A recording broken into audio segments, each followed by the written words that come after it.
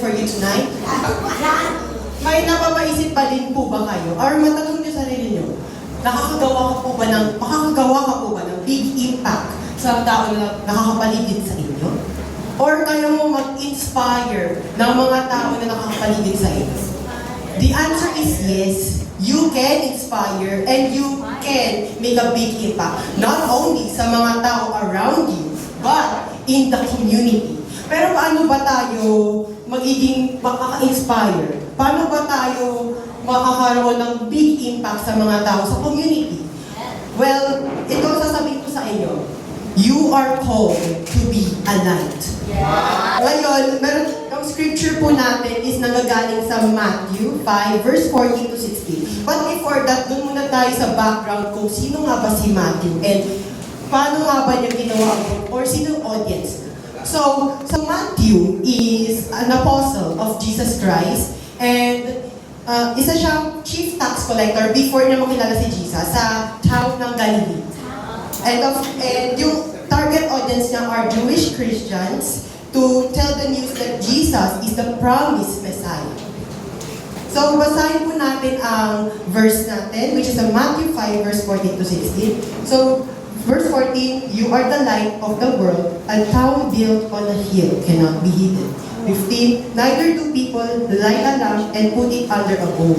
Instead, they put it on its stand and it gives light to everyone in the house. 16, in the same way, let your light shine before others, that they may see your good deeds and glorify your Father in heaven.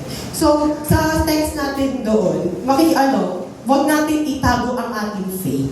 Dapat nakikita to sa atin. Pero, let me give you my pointers kung paano ba tayo magiging light para mag-inspire ng mga tao or magkaroon ng bigyan. Number 1, guide.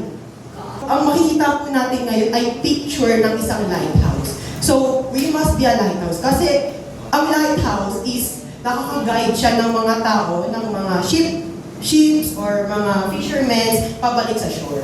So, tayo naman, as a guide, tulungan natin ang mga nawawala. Let's help the lost.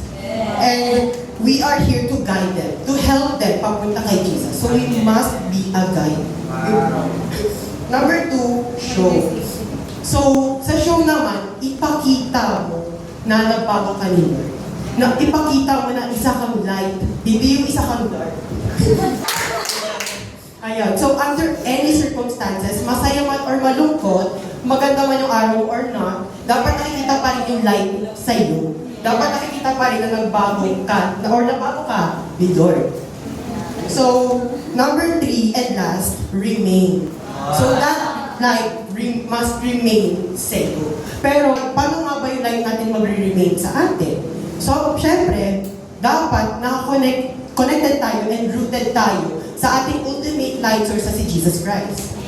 So, because we are connected and rooted, hindi tayo mapupundi, hindi tayo mababurn out.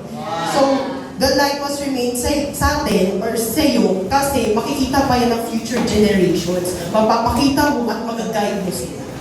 So, a quick conclusion na lang po. So, number 1, guide them papunta kay Jesus.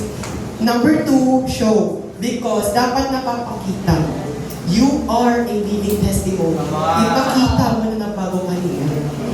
And number 3 and last, remain. Stay connected and stay rooted kay Jesus.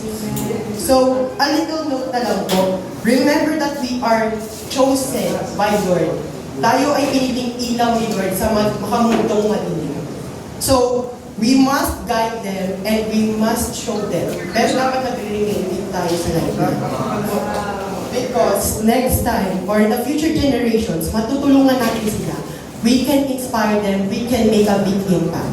And kaya nila itong ibigay sa iba't ibang generations pa to come. Yun lang po. Thank you.